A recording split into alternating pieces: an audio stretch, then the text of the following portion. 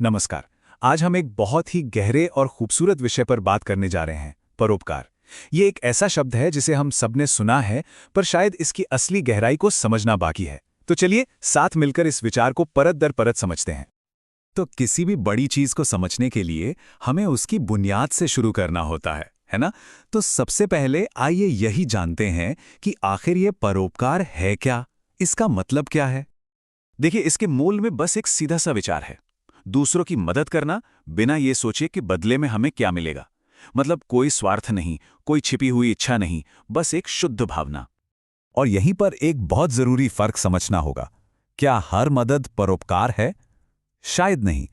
यहां साफ दिखता है कि एक तरफ है सच्चा परोपकार, जहां मकसद सिर्फ और सिर्फ दूसरों का भला करना है, और दूसरी तरफ है वो काम जो दिखता तो मदद जैसा है, पर उसके पीछे कहीं ना कहीं अपना फायदा छिपा होता है।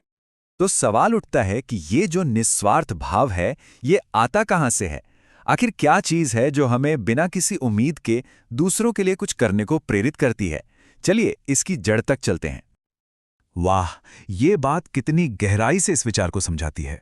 मतलब सच्चा इंसान होना सिर्फ दूसरों का दुख महसूस कर लेना नहीं है, बल्कि उस दर्द को समझकर आगे बढ़कर उनकी मदद करना है। यही एहसास और कर्म का संगम ही तो इंसानियत है।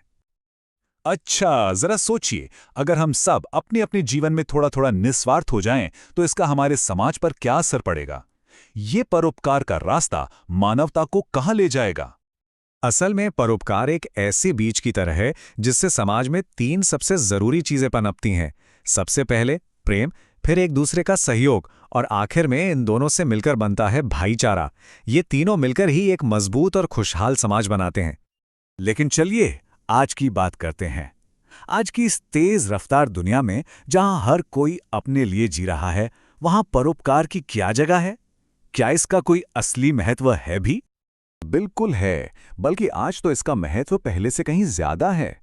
आप इसे एक तराजू की तरह सोच सकते हैं। एक पल्ले पर स्वार्थ का बोझ बढ़ रहा है, तो दूसरे पल्ले पर परोपकार ही है जो संतुलन बनाए रखता है, जो हमें जोड़ कर रखता है। और ये कोई बहुत बड़ी मुश्किल चीज नहीं है।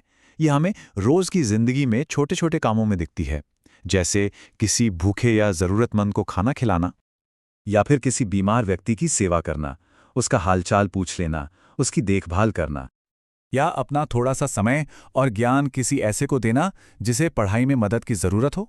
ये सब परोपकार के ही तो रूप हैं। हर एक काम अपने आप में बहुत मायने रखता है।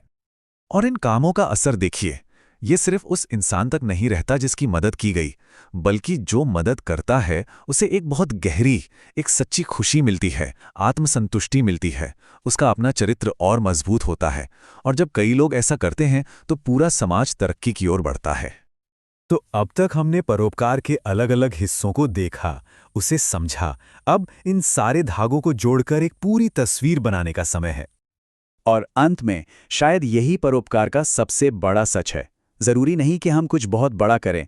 दूसरों की भलाई के लिए किया गया एक छोटा सा, बिल्कुल छोटा सा निस्वार्थ काम भी बहुत महान होता है। यही वो चीज़ है जो हमें याद दिलाती है कि हमारे छोटे छोटे कदम भी इस दुनिया को बेहतर बनाने की ताकत रखते हैं।